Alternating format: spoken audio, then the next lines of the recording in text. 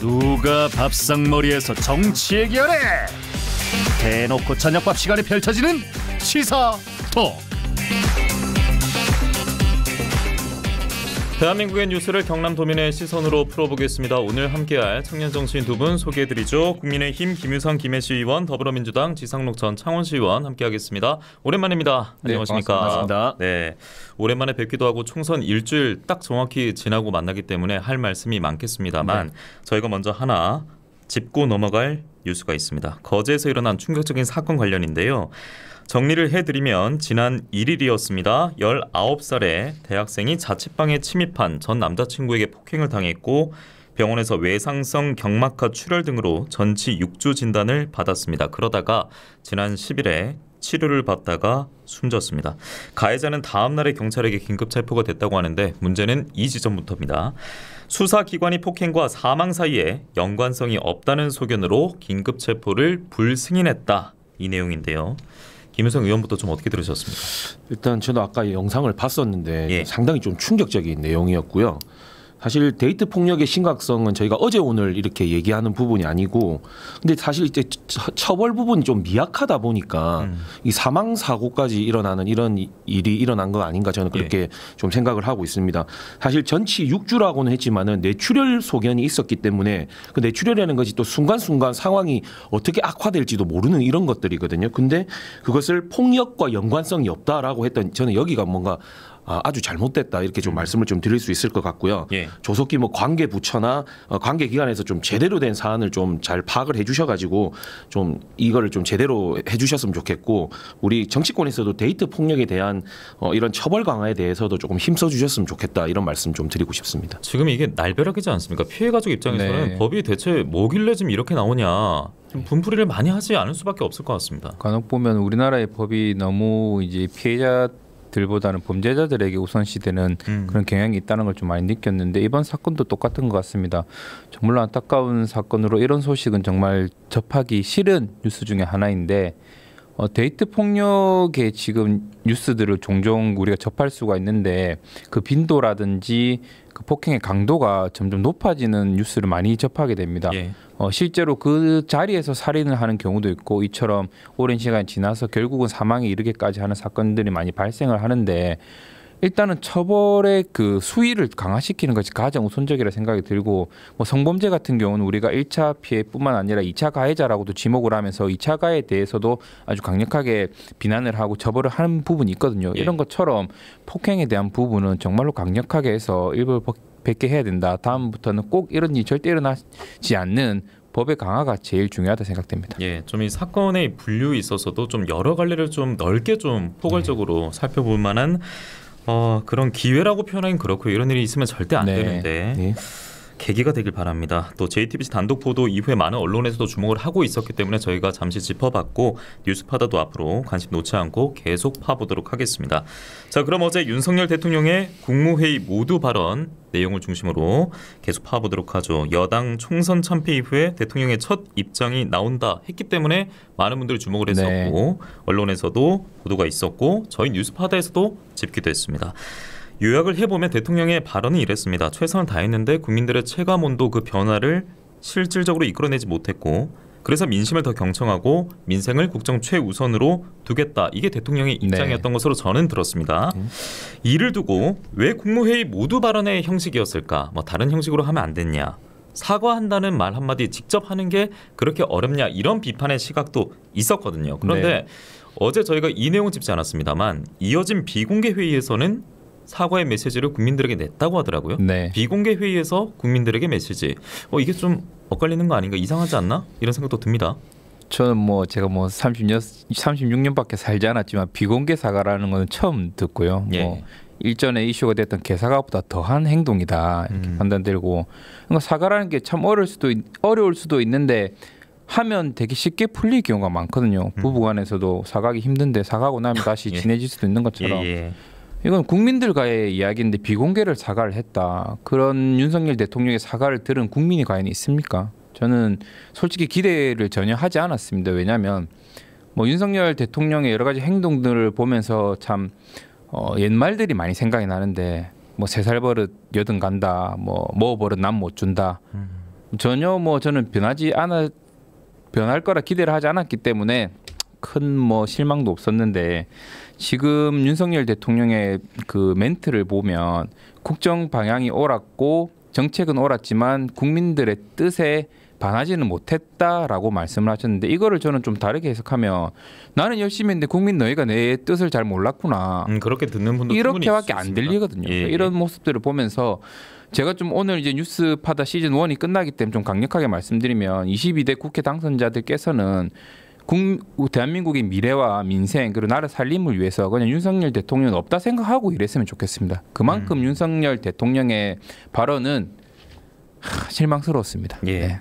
대통령실 관계자 언급에 따르면 비공개 회의에서 윤석열 대통령은 국민 뜻을 받들지 못해 죄송하다라고 했다고 하는데 그러니까 이제 지적하는 대목들은 이런 게 있을 수 있습니다. 네. 생중계 나갈 때 그때 하지. 그리고 전 국민들 앞이 아니라 사실상 비공개 회의니까 참모들 앞에서 네. 국민들에 대한 사과를 한 것이고 그리고 이 내용조차 대통령실 관계자 통해서 언급이 나왔고 그게 뉴스로 전해져서 국민들에게 닿는 것 이거에 대한 지적도 있는 것 같습니다. 어떠십니까? 사실 당과 관련해 가지고 공개적 언급을 좀 피하는 대신에 예. 이제 국민들에게 실질적으로 좀 힘이 되고 정말 필요한 정부라는 것을 좀 보여주기 위해서 저는 이러한 좀 방식을 좀 취했다 이렇게 좀 말씀드리고 싶고요. 어쨌든 현 국정 운영에 대한 반성과 평가는 분명히 있었고요. 앞으로의 방향을 이제 국민들에게 좀 알리는 것에 좀 초점이 되어 있었다 이런 말씀을 좀 드리고 싶습니다. 사실 저희가 보면은 싸움 구경이나 불구경 제일 재밌다 뭐 이런 얘기도 있지 않습니까? 그래서 총선 참패에 대해서 지금 보면 당내에서 좀 자중질환이 좀 있는 부분, 영남권에서는 또 민주당도 그런 부분이 있을 거라고 저는 생각을 하고 있는데요.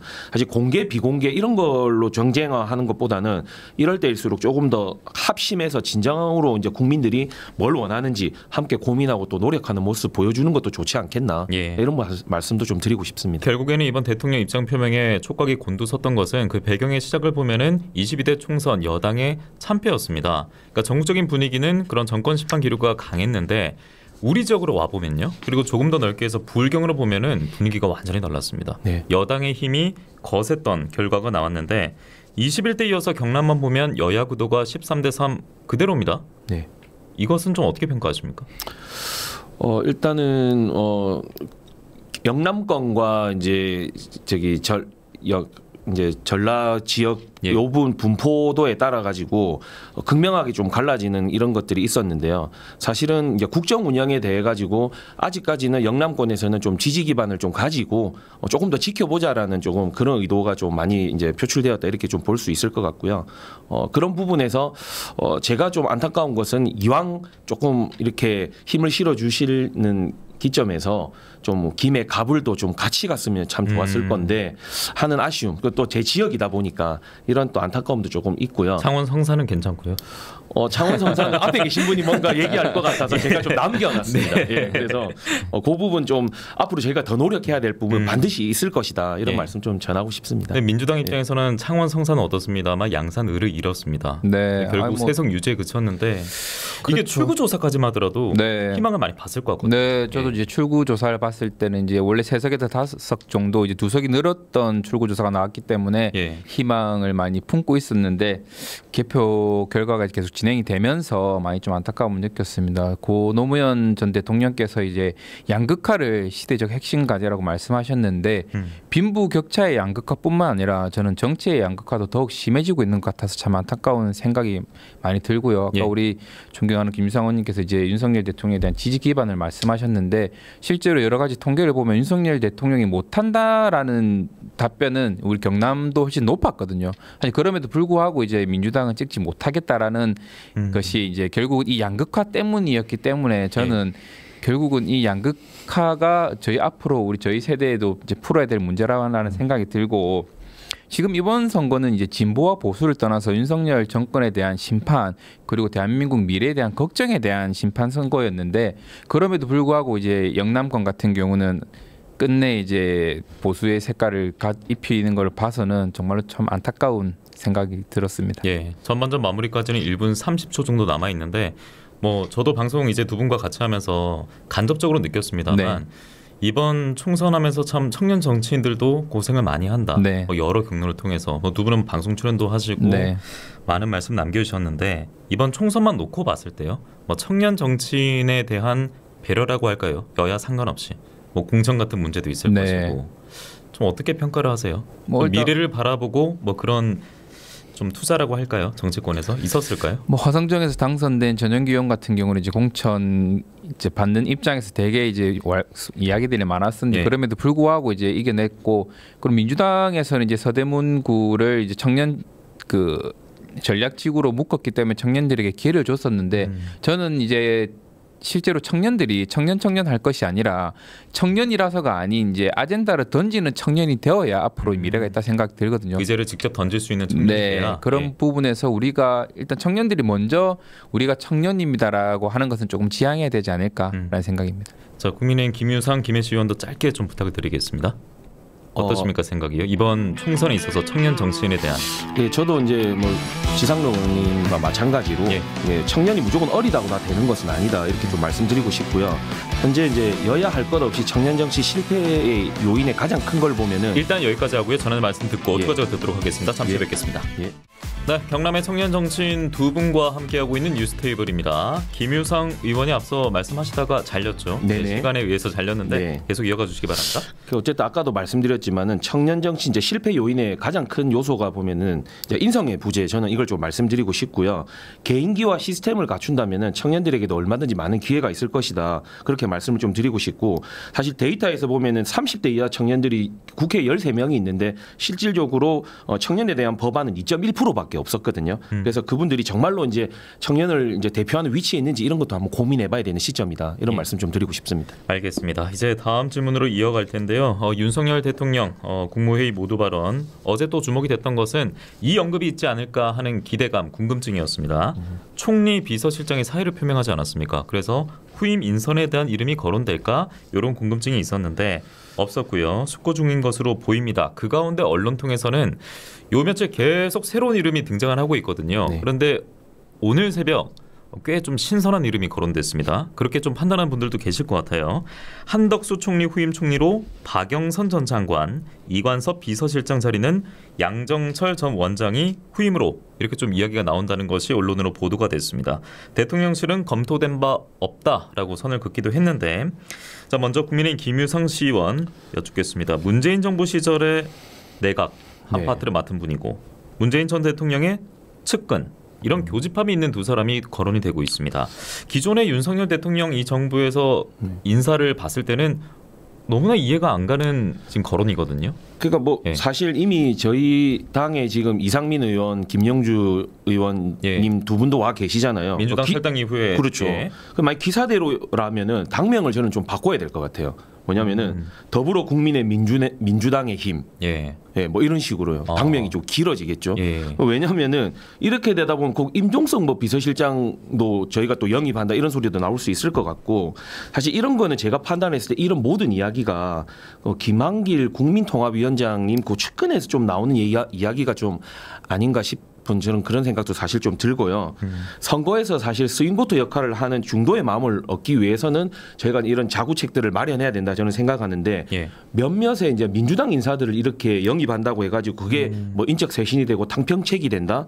저는 그렇게 좀 보지 않고요. 결국 아까 질문에도 청년 얘기가 나왔다시피 이 청년 정치가 이렇게 사라지게 되는 것 또한 이런 것과 저는 기결된다고 저는 사실 보고 있거든요. 지금부터라도 좀 뼈를 깎는 세대 교체 타이밍을 준비하지 않으면은 여야 할 것 없이 다 이런 문제점에 다시 국면하게 된다. 저는 그렇게 말씀드리고 싶습니다. 뭐 인사 이제 물망에 오르는 건데 좀 일관성이 없다라고 들렸고, 뭐 추가적으로 정무특임 장관 이제 신설 예정인데, 뭐 김종민 이분 같은 경우에는 새롭게 더불어 미래힘 공동대표 뭐 이렇게 바꿔야 된다는 말씀 들리기도 합니다. 왜냐하면 김종민 새로미래 공동대표도 지금 거론됐었기 때문에.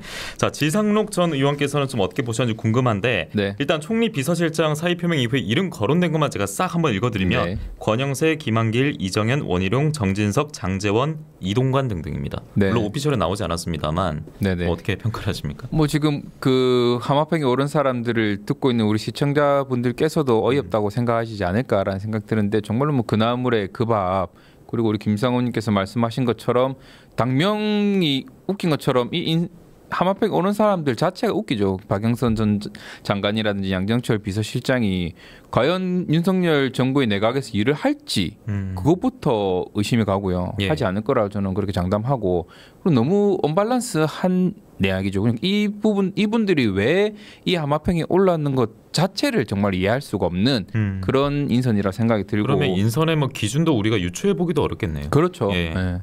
그러니까 뭐 제가 봤을 때 정말로 뭐 유승민 전 대표 같은 분이 뭐 비서실장에 총리로 온다면 아 이거는 뭐 박수 치줄만 하다. 하지만 윤석열 대통령이 제가 앞서서 말씀드렸지만 뭐 3살 버릇 80 가듯이 안 변하거든요. 사람은. 혹시 반응을 여론을 한번 떠본다는 표현 좀 그렇습니까? 네네. 확인해 보기 위해서 이렇게 나오는 건 아닐까요? 모르겠습니다. 윤석열 대통령의 행보가 워낙 뭐 예측을 할 수 없는 보통의 사람이랑은 좀 다른 것 같아서 뭐 어떤 행동을 했는 건지는 모르겠지만 유승민 전 대표를 뭐 총리로 임명을 한다면 이제 박수 칠 수 있겠지만 예. 제가 봤을 때 윤석열 대통령이 뭐 그렇게 행동을 할 것 같지는 않고요. 유승민 전 의원이면 그래도 이해는 간다. 네네. 그러면 김유상 의원은 누구면 이해가 갈까요? 실명 거론하면 저희는 더 환영합니다. 예, 뭐 이왕 뭐 이래 된 거니까 저는 저 개인적으로 봤을 때는 아까 말씀 주신 뭐 유승민 전 대표도 있고요. 저는 오히려 또 이렇게 될 바에는 김부겸 전 총리를 저희가 다시 한 번 더 이렇게 입각하는 것도 괜찮을 것 같고요. 비서실장은 저는 원희룡 전 국토부 장관님 됐으면 좋겠다. 이런 말씀도 좀 드리고 싶습니다. 알겠습니다. 원희룡 국토부 장관이 비서실장이 되면 이제 고속도로 게이트의 완성이라고 아마도 욕을 듣지 않을까요? 네. 뭐 그것보다는 앞으로 해야 될 사안들에 대해서 아무래도 국정 운영에 상당히 저는 도움이 될 것이다 이런 말씀 좀 드리고 싶습니다. 자, 두 분에게 주어진 시간은 마무리가 됐고요. 네. 두 분 하시지 못한 말씀 이제 시즌 2에서 하셔야 될 것 같습니다. 시즌 1 그동안 고생 많으셨고요. 국민의힘 김유상 김해시 의원, 더불어민주당 지상욱 전 창원시 의원과 함께했습니다. 오늘 고맙습니다. 네, 고맙습니다.